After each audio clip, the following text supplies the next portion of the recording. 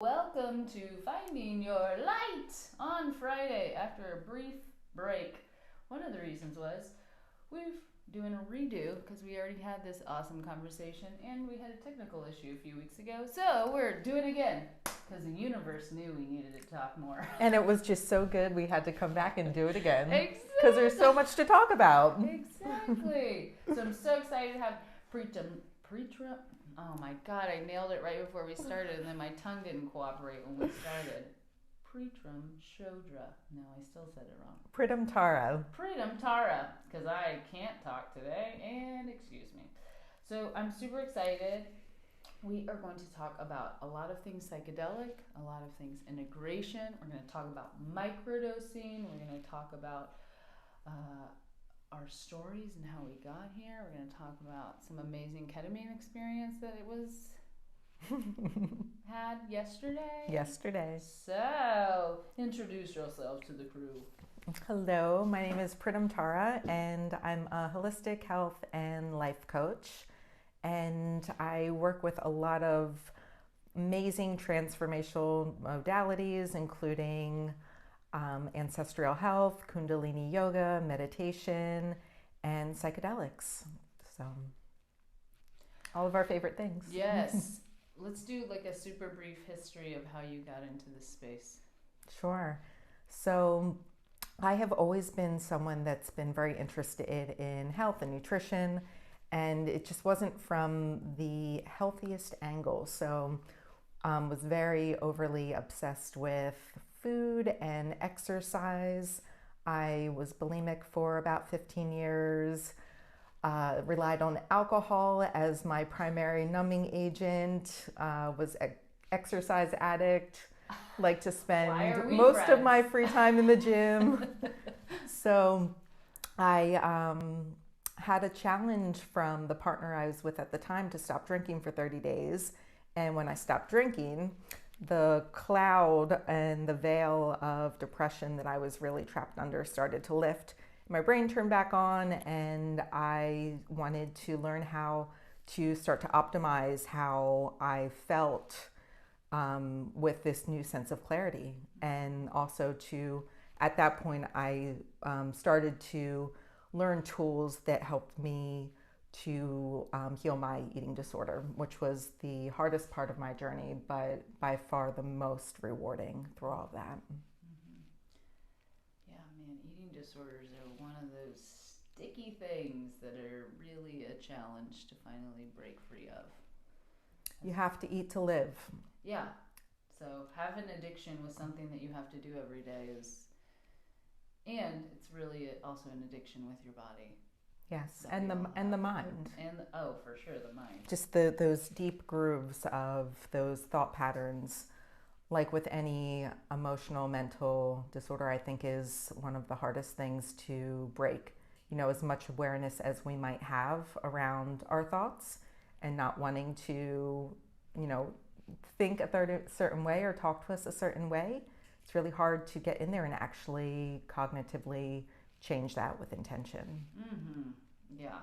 To do that reprogramming takes a number of tools and some serious time and dedication. Absolutely. Because that's the other thing is people want the tool that's just going to break it open, which can happen, but then you're going to actually live into those new thought patterns. That's which right. I find is the hardest part. Yep. For everyone. Yeah, no matter what you're working on. There's no magic bullet, even with the most powerful tools like psychedelic tools that can go in there and have that like sledgehammer to show you what you need to fix and what the lessons are. But to actually integrate that into your day-to-day for real long stickiness, lasting change takes work. Yeah. But it's so worth it. It is. And it can be, I think once you get over the initial cloud lifts and you get some lightness in there, you can look at this as in more of a through the lens of curiosity and getting excited and interested about how do you work through things, as opposed to like, I feel like when I was first healing, any setback was just like so heavy, and now it's so interesting because I've been in my healing process for so many years now.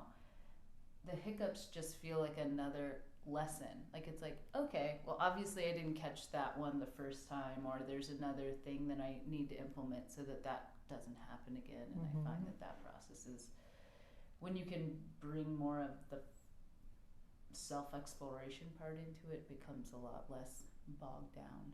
Yep. And then having the framework in which to approach that as we continue to peel away more and more layers and go deeper. And the work really never stops. I know. I have that conversation all the time. People are like, I'm not getting better fast enough. And I was like, where is this weird time frame that you came from? And especially, this is the thing, most of us have been struggling for years, if not decades. And then all of a sudden when we're healing, we're like, and go, let's be fixed. Can you fix me in a month? No. It's a 30-day challenge, though. I'm sure you love those too. Beach body in 30 days. Let's do it. You know, it's really great to, you know, when working with people, to have small wins, right? And having a small goal from the onset that is achievable is super helpful and motivational. And if you can put that into a 30-day framework, cool. Yeah. So, and then, you know, use that momentum to continue, right? And to do more. Yeah, completely. Yeah. So, you came in for a ketamine infusion yesterday. I did. It was my first ketamine experience. I convinced her. No. She had actually already thought about it before she came in, and then we were excited because then we met, and now she had a place to try it out. So I would love for you to just, as open as you want to be, briefly share first, why were you interested in trying ketamine? Because you've done plenty of other psychedelics. And what were the key similarities and differences with other psychedelics that you've used? Yeah, so psychedelics have been a huge part of my healing journey. And I've worked primarily with ayahuasca as like my main kind of sledgehammer, right? Healing modality. It's definitely a sledgehammer. But also iboga and psilocybin. Psilocybin more in a microdosing capacity for integration and maintenance. And yeah, so I am very familiar with kind of navigating the psychedelic space. But within my work, one of the things that really excites me is the potential that psychedelics hold for healing. And unfortunately, this day in 2021, most of these medicines are not legal in the United States. None of the ones I just mentioned are. So you have to leave the country. You have to really seek out reputable, safe, and legal practitioners to be able to work with these medicines in a real therapeutic way. And that's just not accessible for everyone. So I've had a lot of interest in ketamine over the last year and a half since it's been approved for use in a medical clinical setting. Is that the right time frame? About a year and a half? No, about 60 years. Oh, okay. Yeah, it's been legal for about 60 years.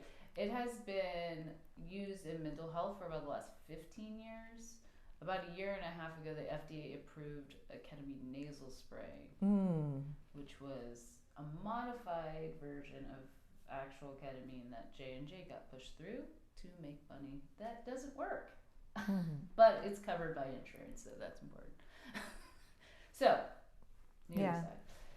So ketamine's only kind of really legal. It's our first legal psychedelic, or at least psychotropic. It's a different kind of psychedelic than others, and it seems to have gained popularity completely. The wave barely started about 2.5 or 3 years ago, and has really ramped up in the last year. So more and more clinics are opening. People are hearing about it for sure. And psychedelics in general, as a healing modality, have just really, they've made their way into the mainstream. So yeah, just really interested in how this can be used as a tool for just increasing access to these powerful tools. That was my interest in what kind of brought me into having my first ketamine treatment yesterday. And My experience was very different from what I expected.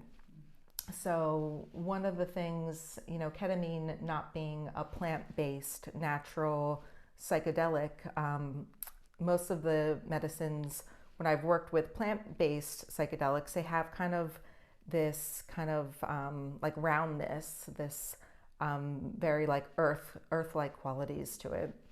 And synthetic psychedelics that I've worked with, like a synthetic DMT or even like MDMA, have a little bit of a sharpness to them. And with ketamine, I found like there was this like middle ground. Like I was very connected to the earth. I was like Mother Gaia, and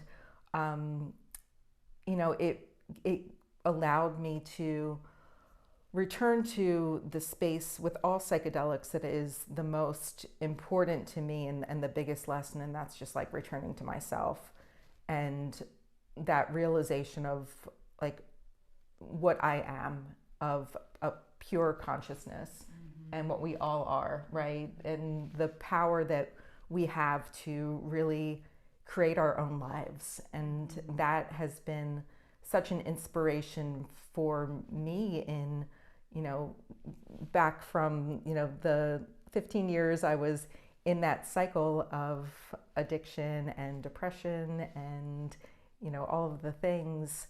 It was psychedelics that taught me that it could be another way, and that I was the one that had the power and control of my life. So, yeah. I love that. That was that is a story arc that, of course is through psychedelics. But for many people, ketamine is their first psychedelic. They haven't explored, for most of our clients, they haven't explored any of those. And so that state is something that most people have actually never experienced till they sit in that chair. Yes. And to observe that first witnessing of that is really powerful. As a provider, it's powerful to just be able to allow people a reconnection with their self, a reconnection with the universe, these like floods of gratitude, of realizing that I'm not broken, that there is no fixing to do, that of course there is always work, but in the end I am my savior. That's a huge realization that most people coming from Western mental health especially have not believed. They just haven't heard it, because what they hear from Western mental health is you're broken, your brain's broken, the only way to fix you is this medication.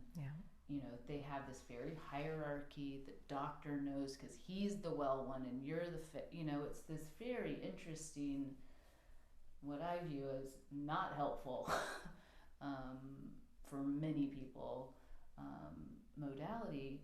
And then they come in here and they have this realization that I am the crux of my suffering and thus I am my savior. And then this huge connection of like, it's a very spiritual experience. It's interesting. Sometimes I'll get on the phone with people who are from very traditional religious backgrounds, and they have in that some fear around substances and drugs, bad drugs and that kind of thing. And then to explain to them, for many people, will be the most spiritual experience of your life, is really like, wait, what? And then we have people all the time come out and say, I got to talk to God. It's like this really beautiful thing.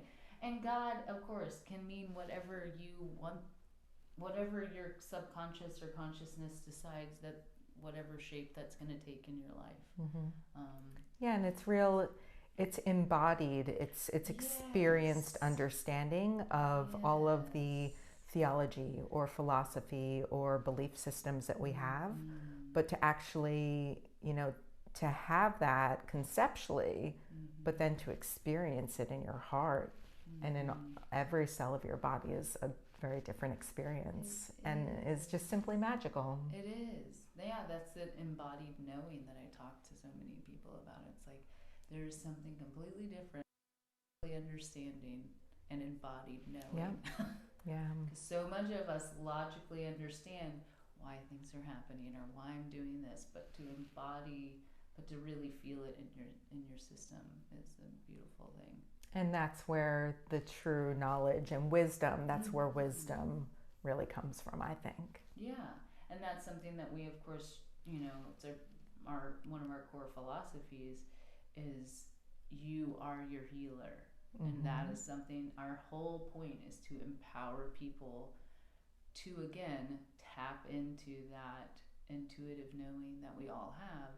But after years and decades of all kinds of things, she just gets softer and softer and softer till you can't hear her anymore. Yeah. And we just need to turn up the volume again.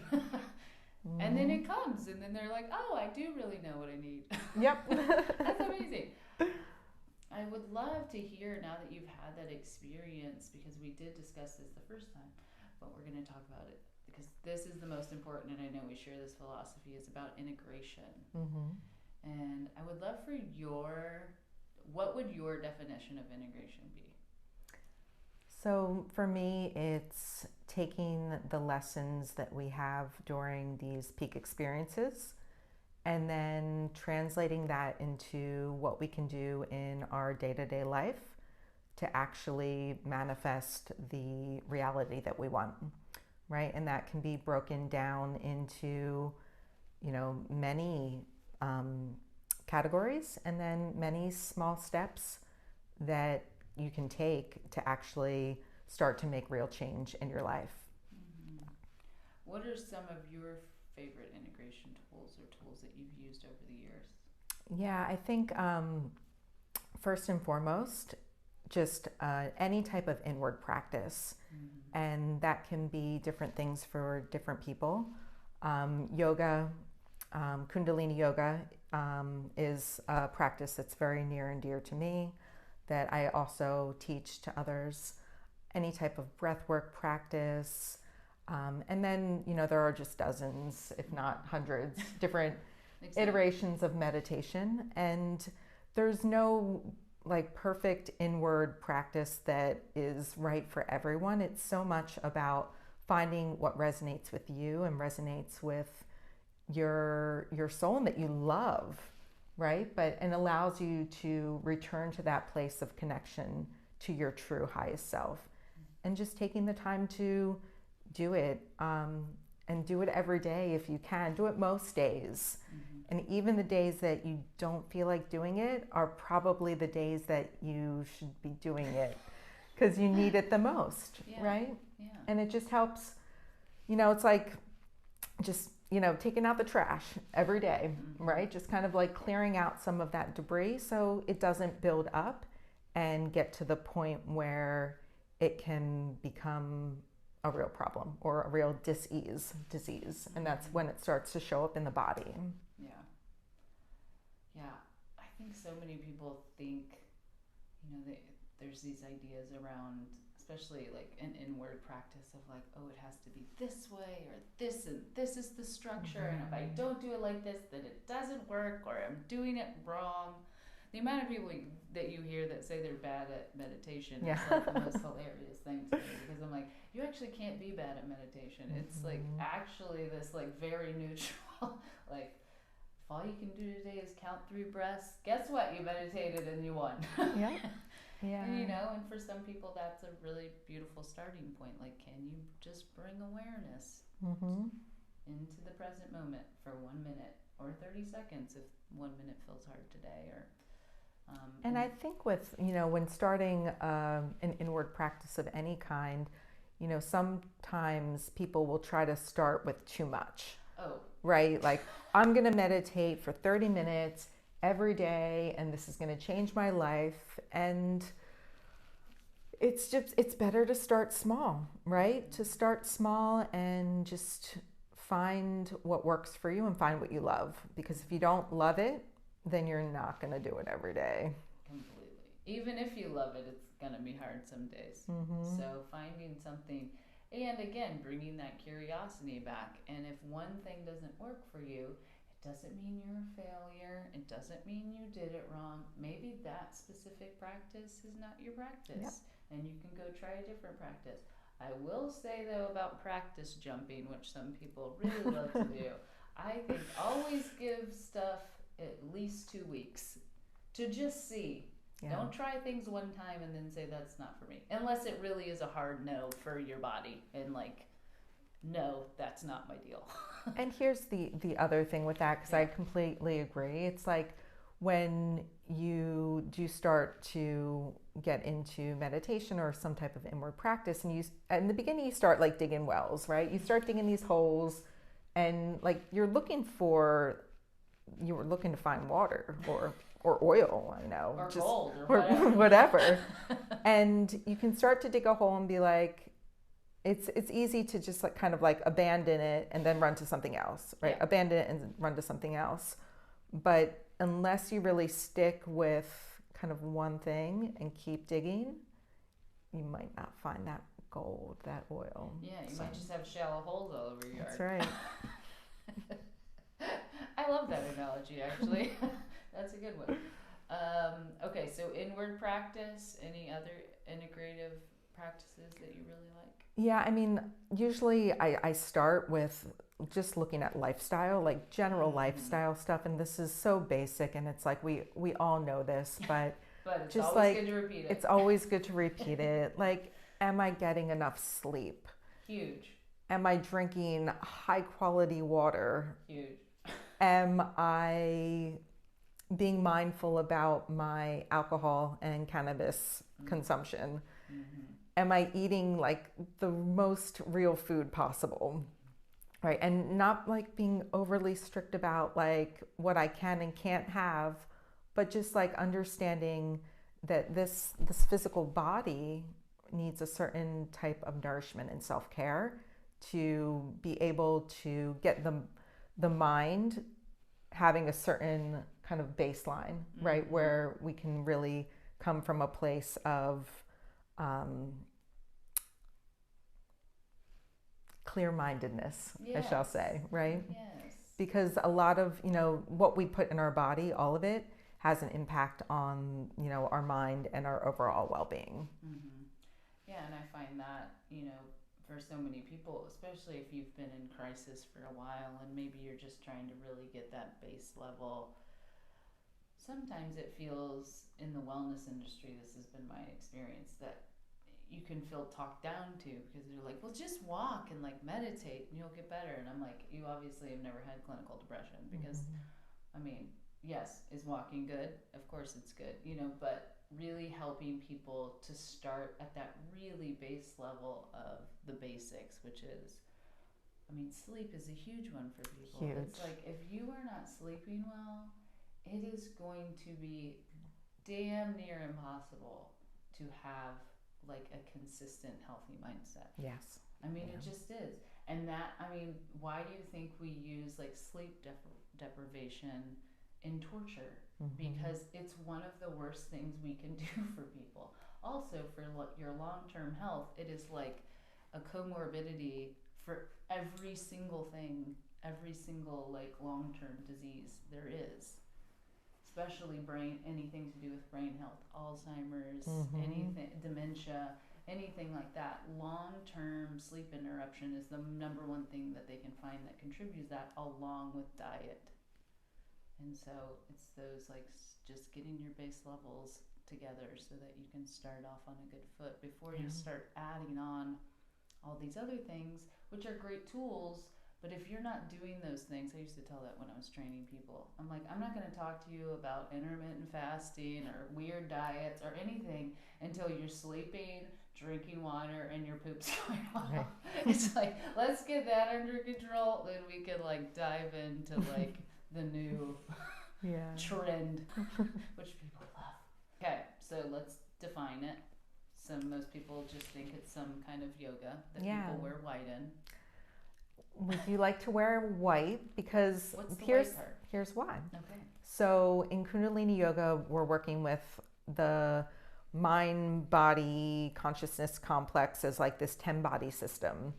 And one of our bodies is our aura, right? And wearing white actually amplifies your aura by up to 6 feet. So especially, you'll see a lot of Kundalini Yoga teachers wearing yoga in particular and wrapping their head. What's that about? So the head wrap is to cover your crown chakra and to kind of protect your energetic body. Oh, interesting. Yeah. So, yes, Kundalini Yoga, it's a yoga of awareness. And unlike traditional yoga, where it's more just asana and breathwork based, where you're, doing a lot of like flow and it's on the more athletic side, Kundalini Yoga is about making shapes with your body and using mudras, hand positions, and also doing a lot of longer hold breathwork practices combined with mantra as well. So it's breath, it's mantra, it's movement, it's meditation, and it really works on all parts of the mind-body complex. The mantra is a really powerful, one of my favorite pieces of the practice, because it's an active meditation where you're using the sound vibration and the frequency of the sound in an active repetitive motion, and it actually starts to get into the subconscious mind and reprogram the mind. So it can be really helpful, and it's fun. It's actually fun to sit in a room with a bunch of people and close your eyes and breathe and chant words over and over. I think so. That's my fun for a Friday night.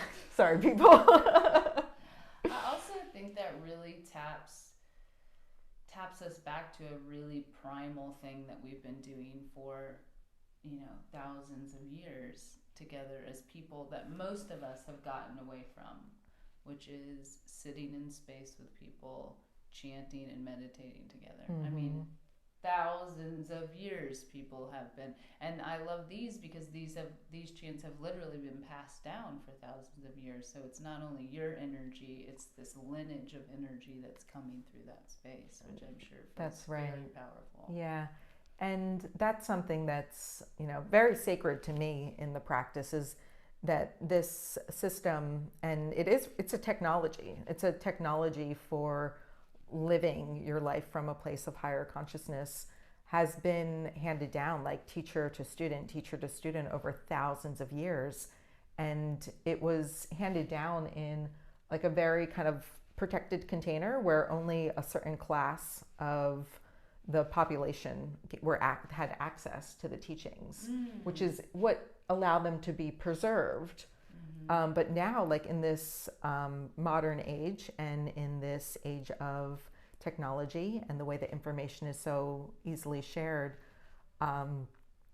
we all have access to them, which is really beautiful and so needed as a way to really cope. It almost like these teachings were intended for this modern time, in this fast-paced, just overly electronic age of information. We need these, like you were saying, these very ancient tools that are reconnecting us to our the way that we evolved, our biology of living in balance and in harmony with the natural world.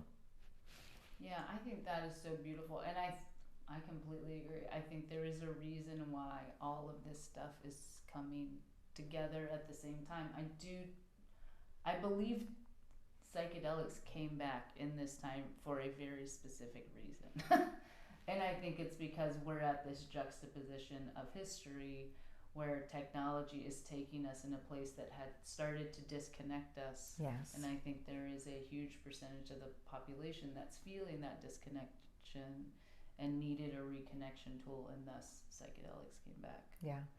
And the parallels with psychedelics, resurging, and the, blockchain technology that's surging right now, at the same time, I feel like it's amplifying our evolution as a species in this modern time to actually do things differently, right? And fix a lot of the, I don't want to say damage, but how society may have gotten off course in the last couple hundred years. Yeah, just like a correction.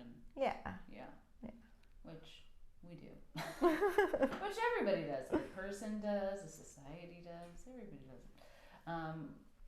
I would also like for you to share your work with microdosing, because I think that is a really powerful tool for many people, and I think now that buzzy's out there a lot. A lot of people are hearing about microdosing. What is microdosing? I mean, the amount of people we have asking us about microdosing is unbelievable. Yeah. And so it's this really interesting tool, but I think there's a lot of, not misinformation, there's just a lot of information out there, so it's kind of hard for people to edit down, like, what is the right information and what is not the right information. Yeah, so microdosing is taking a sub-perceptional dose of a psychedelic medicine on a regular basis as kind of part of your like self-care maintenance routine. So like any adaptogen, you might put in your coffee in the morning. You can think of it as like an adaptogen that you're just kind of adding to your stack. And for psilocybin is the main microdosing medicine that I work with and I can really speak to. So it's really just taking like 1/10 of a gram, which is maybe like a 30 or a 40th of a regular dose if you were to be going on more of like a journey type of experience. And you don't take it every day. You only take it a couple of days during the week, and there's different protocols that you can follow, doing it a couple of days on and then like 4 days off, or doing it every other day. But you don't want to be doing it every day because it will build up a tolerance in your system. Yeah. And it's really lovely to experience, microdosing for myself, but then working with people and seeing the shifts that it creates in them, and just help with, what I like to say. Can I say the F word on this? Yes. Okay. So the best way for me to describe microdosing is I give like less fucks about the things that don't matter. I am more productive and more creative in the things that do matter. And I have more just social connectivity and am more integrated with the people that are in my community and in my close circle of friends and family. And, and it's not even that, I think about, reaching out to people more when I need help or like have a question about something. It's just like there's this kind of innate just wanting to co-collaborate and co-create with people and be there for people and have people support me. And just, and some basic things with just, better mood and like better sleep and better sex and, it sounds. Who doesn't want all that? It's great. It's not for everybody. Some people do find that it gives them a little bit of like anxiety.